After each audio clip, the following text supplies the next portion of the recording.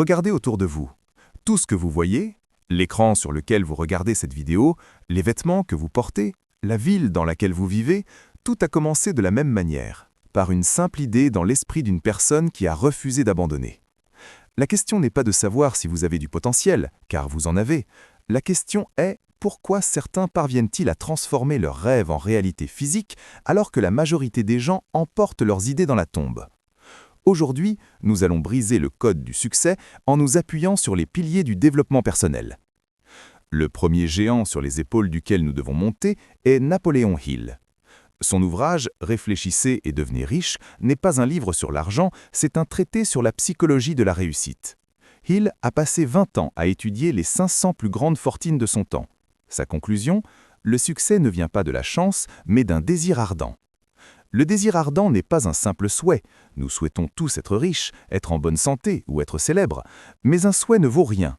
Le désir ardent, c'est quand votre objectif devient une obsession telle qu'elle consume vos pensées. C'est ce que Hill appelle « brûler ses vaisseaux ». C'est cet état d'esprit où il n'y a plus de plan B, plus de marche arrière possible, c'est la victoire ou la mort. Prenez l'exemple d'Edwin C. Barnes. Son désir était de devenir l'associé de Thomas Edison. Il ne voulait pas travailler pour lui, il voulait être son partenaire. Problème, il ne le connaissait pas et n'avait pas d'argent pour le train. Il a voyagé dans un wagon de marchandises, s'est présenté devant Edison avec l'allure d'un mendiant, mais avec une certitude intérieure inébranlable. Edison a dit plus tard « Il ressemblait à n'importe quel autre vagabond, mais il y avait quelque chose dans son expression qui disait qu'il irait jusqu'au bout. » Barnes a commencé par balayer les sols, mais il n'a jamais perdu de vue son objectif. Des années plus tard, il est devenu l'associé officiel d'Edison. Il avait transformé sa pensée en or. Si vous voulez appliquer Napoléon Hill aujourd'hui, faites cet exercice. Ne dites pas « je veux réussir ». Fixez un montant exact, une date précise et surtout, déterminez ce que vous allez donner en échange. Le succès exige un paiement d'avance. Écrivez cette déclaration et lisez-la matin et soir jusqu'à ce qu'elle soit gravée dans votre subconscient. Avoir un désir ardent comme Napoléon Hill est le moteur. Mais sans un système de navigation, vous allez épuiser votre moteur en tournant en rond. C'est ici qu'intervient notre deuxième géant, Stephen Covey. Dans son livre monumental « Les 7 habitudes de ceux qui réalisent tout ce qu'ils entreprennent », il nous explique que le succès n'est pas une question de gestion du temps, mais une question de gestion de soi-même. Le concept, les gros cailloux. Covey illustre cela avec une métaphore devenue légendaire, le bocal de la vie. Imaginez que vous avez un bocal vide, des gros cailloux, du gravier et du sable.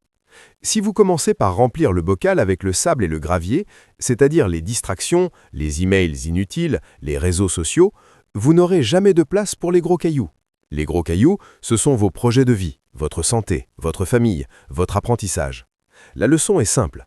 Si vous ne placez pas les gros cailloux en premier dans votre emploi du temps, vous ne les y ferez jamais entrer par la suite. Pour trier ces cailloux, Covey utilise un outil puissant, la matrice d'Eisenhower. Elle divise nos activités en 4 quadrants. L'urgent et l'important, les crises, les problèmes immédiats. L'important mais non urgent, c'est ici que se trouve la magie. C'est le quadrant de la planification, du sport, de la lecture et de la construction de votre avenir. L'urgent mais non important, les interruptions, certains appels, les priorités des autres. Ni urgent, ni important, la perte de temps pur. Le secret des gens qui réussissent, ils passent la majorité de leur temps dans le quadrant 2.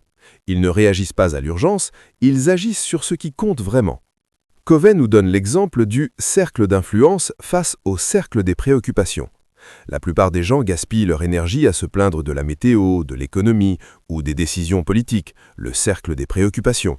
Les gens efficaces, eux, se concentrent uniquement sur ce qu'ils peuvent contrôler, leur attitude, leurs compétences et leur travail, le cercle d'influence.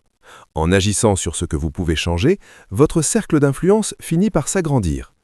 Dès ce soir, ne planifiez pas votre journée en fonction de votre liste de tâches. Planifiez vos gros cailloux. Choisissez les 3 actions prioritaires qui feront avancer votre vie à long terme et bloquez des créneaux dans votre agenda pour elles, avant que le sable du quotidien ne vienne tout envahir. Vous avez maintenant un désir ardent et une matrice pour vos priorités. Mais soyons honnêtes, l'enthousiasme du début finit toujours par retomber. C'est le moment critique où la plupart des gens abandonnent. Pour éviter cela, nous devons comprendre la mécanique de la répétition avec le troisième géant de notre étude, James Clear, l'auteur d'Atomic Habits. James Clear défend une idée révolutionnaire par sa simplicité. Le succès n'est pas le résultat d'un changement radical, mais de la somme de minuscules améliorations. C'est ce qu'il appelle les habitudes atomiques. Si vous vous améliorez de seulement 1% chaque jour dans un domaine, au bout d'un an, vous serez 37 fois meilleur. À l'inverse, si vous régressez de 1% chaque jour, vous tomberez presque à zéro. Le succès est un intérêt composé. Vos habitudes sont les intérêts de votre développement personnel.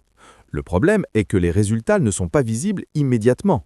C'est ce que Clear appelle le plateau du potentiel latent. Vous travaillez, vous faites des efforts, mais rien ne semble changer, jusqu'au jour où tout bascule.